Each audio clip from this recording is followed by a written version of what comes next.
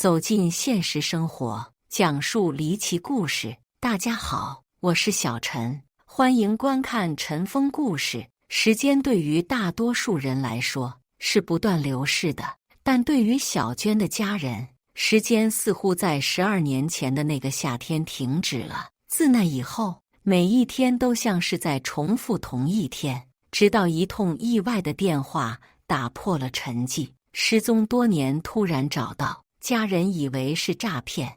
电话那头的声音平和而坚定：“请问您是不是小娟的家人？”电话是打到小娟姐姐的手机上的。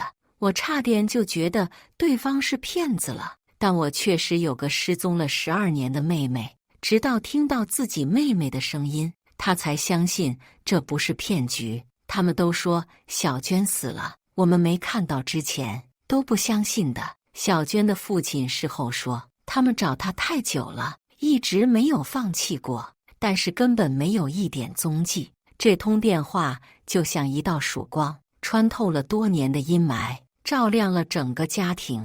它让日思夜想小娟的家人们欣喜若狂，也让他们不解这些年小娟到底经历了什么。最重要的是，这些年她去哪儿了？其实这一切还要从小娟的家庭说起。寒门学子的奋斗史，从贫困村走出的名校生，小娟能考上名校，其实很大程度上是得益于父母的教育观。小娟的家庭在湖北十堰的一个小村庄里，一家人也并不富裕，父母都是朴实的农民，平时除了务农，还要靠打零工支撑整个家庭。和村里其他人不同，小娟家里没有重男轻女的思想，也正因此他们家里的2个女儿都得到了父母的宠爱。同时生活的艰辛让小娟的父母知道，只有教育才能为女儿打开通往更广阔世界的大门。2个女儿中，妹妹小娟从小就聪明伶俐，学习成绩一直名列前茅。每当夜幕降临，村庄里的其他孩子都在嬉戏玩耍时，小娟却总是坐在昏暗的灯光下埋头苦读。她知道自己的未来不能局限于这个小村庄。小娟，休息一会儿吧，别累坏了。母亲时常这样劝她，但小娟总是笑着摇头，因为她有一颗去更广阔天地的心。父亲虽然话不多，但也一直默默支持着女儿。由于姐姐早早嫁为人妻，所以父母把希望全都寄托在了小娟的身上。小娟也很争气，她的努力得到了回报。最终，她在2003年以优异的成绩收到了武汉某高校的录取通知书。这可是家里的第1个大学生。小娟的父母为此激动得热泪盈眶，他们的女儿真的要飞出这个小村庄，去往更广阔的天地了。被录取后，小娟父母就在自家的小院里摆起了酒席，邀请亲朋好友和村里的邻居一起庆祝。小娟，你可是咱们村里难得的大学生，到了大学里也要继续努力，将来一定找个好工作，让我们村也跟着沾沾光啊！在酒席上，村里的长辈们纷纷说道。小娟点头答应，心中充满了对未来的憧憬。她知道这是自己的梦想，也是家人的期望。在那个充满希望的夏天，小娟带着家人的祝福，踏上了前往大学的旅程。毕业后工作受阻，梦想和现实天差地别。2007年毕业后的小娟哪里知道，未来的路并不像她想象中那么平坦。社会的现实把她的自信心和锋芒一点点地磨平。找工作之路处处碰壁，也许是心高气傲了，小娟一直没能找到如愿的工作。但父母寄予的期望又太高，让她甚至没有一点喘息的机会。沮丧的她回家想喘息一下，但勤劳一辈子的父母哪里理解，总觉得女儿开始好吃懒做了。为此，小娟没少和他们吵架，受不了父母的唠叨，也是自尊心的驱使。在家几个月后，小娟决定继续外出找工作，但这一去就是12年，12载等待终有回音，再见已是白头。岁月如梭，转眼间12年过去了。小娟的家人从最初的焦急等待，到逐渐的失望和心痛，时间似乎磨平了他们心中那份急切的期盼。然而，生活还得继续，每一天的太阳照常升起，但小娟的缺席始终是这个家庭无法愈合的伤口。直到2019年那个夏日的午后，小娟姐姐手机上的一通电话打破了家中的宁静。电话是武汉洪山区的民警徐亚堂打来的，他的声音透过话筒传来，平静却带着一种不容忽视的严肃。请问您是不是小娟的家人？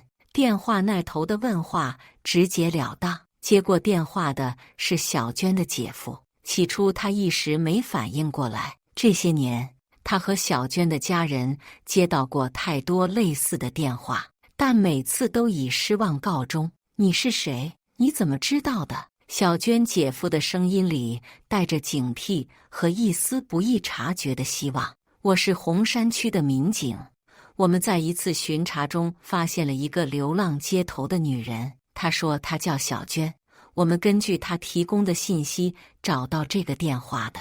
徐亚堂耐心地解释着。确认过信息后，小娟的姐夫连忙将此事告知给了妻子。当小娟姐姐听到电话那头妹妹的声音时，她的心跳加速了。之后，她下意识地看了一眼坐在客厅里正默默修补着旧衣服的母亲。母亲两鬓斑白，眼角已经布满了皱纹，那是岁月和思念留下的痕迹。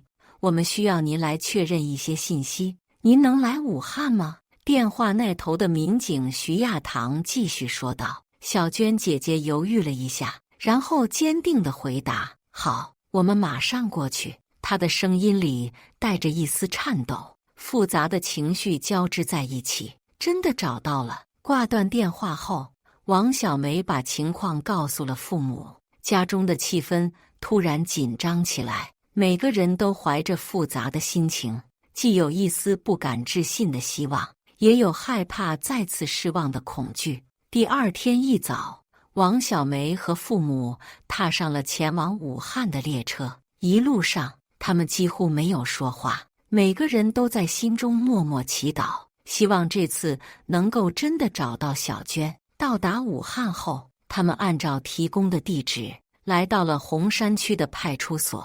民警徐亚堂已经在门口等候。跟我来吧。徐亚堂简单的打了个招呼，便领着他们走进了派出所。在派出所的接待室里，走丢了12年的小娟和家人团聚了。之后，徐亚堂详细的向他们说明了情况。原来，在一次巡查中，他和同事在一座废弃的房子附近发现了一名女子。该女子衣衫褴褛，行为异常。经过询问，女子虽然言语不多，但透露出了自己的身份信息。经核实，这竟然就是失踪多年的小娟。我们确认了她的身份后，立即联系了你们。徐亚堂说着。王小梅和父母看着眼前因为流浪多年的小娟，心中五味杂陈。现在的她与他们记忆中的小娟格格不入。母亲忍不住哽咽道：这些年她是怎么过来的呀？常年流浪的小娟看起来比实际年龄要苍老许多，明明30多岁，脸上却已经有了岁月感。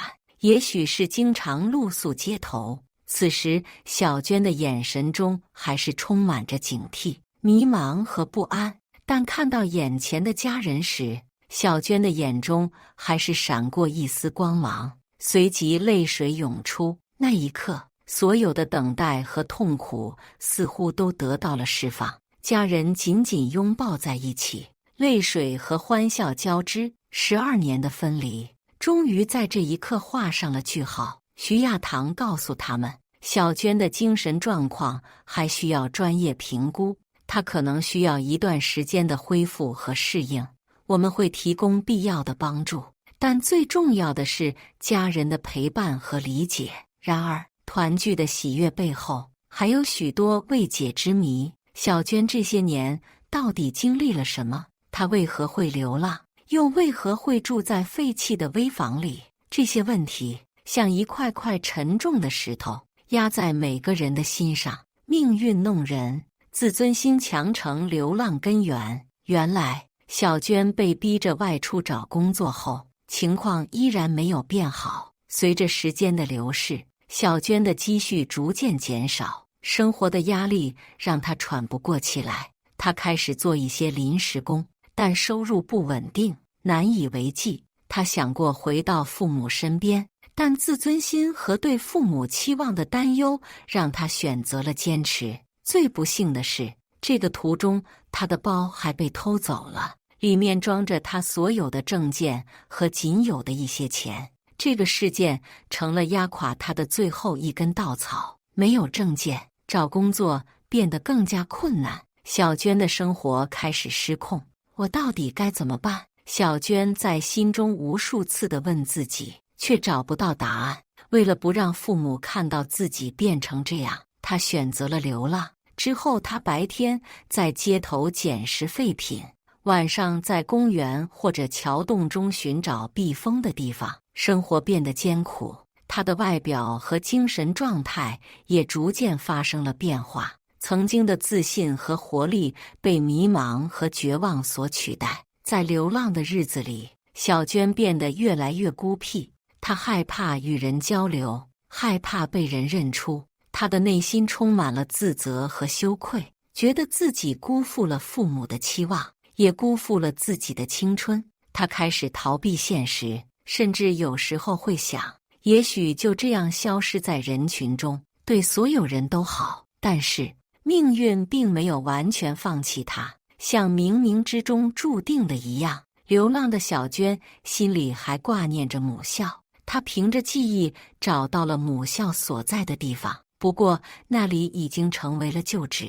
小娟被发现时的楼房，民警徐亚堂也是很碰巧，在巡逻时走进了那栋大楼，在楼里发现了她。起初，小娟对徐亚堂的询问保持沉默，她害怕再次面对失望。但徐亚堂并没有放弃，他耐心地与小娟交谈，逐渐打开了她的心扉。你叫什么名字？家在哪里？徐亚堂温和地问。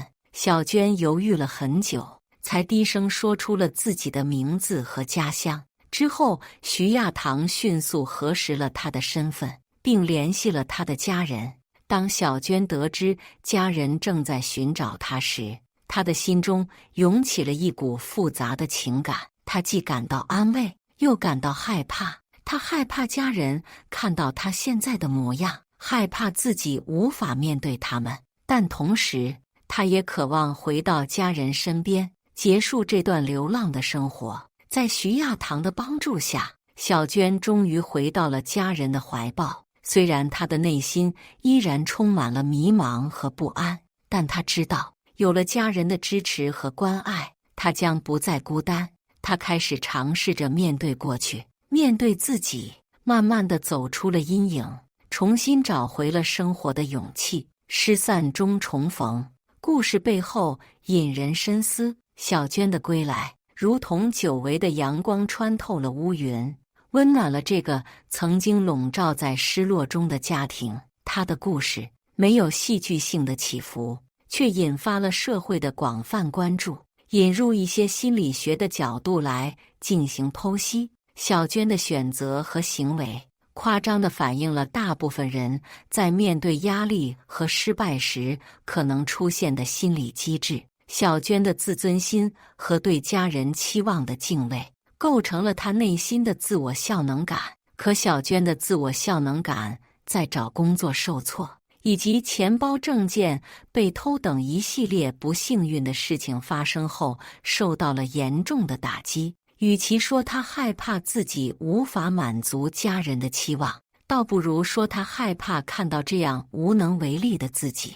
为了减少这些不协调感，他选择了一种自我保护的方式，通过逃避来减轻心理压力。很显然，这种防卫机制虽然短期内能够减轻焦虑，可长期来看却阻碍了他面对和解决问题的能力。好在小娟最终和家人重逢了，她是幸运的，被找到时正值壮年，父母健在。她在家人的关爱和社会的帮助下，逐渐重建了自我价值，找回生活的信心和勇气。面对生活中的挑战和压力，我们任何人都需要正视矛盾，而不是一味逃避，同时寻求家人的支持，这也对于自己的心理健康至关重要。小娟的故事是对每一个在人生路上跌跌撞撞前行的人的鼓励，她提醒我们，即使在最黑暗的时刻，也应该保持乐观，毕竟总有一线光明在等待着我们。